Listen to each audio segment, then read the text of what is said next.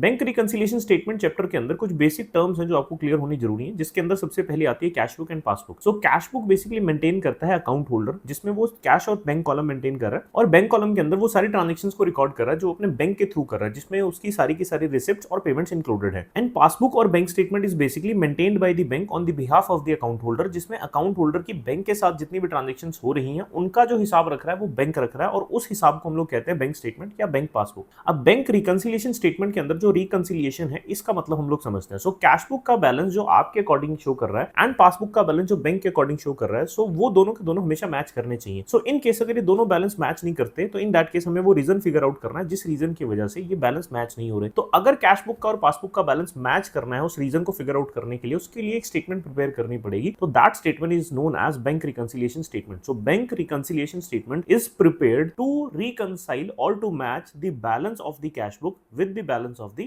passbook.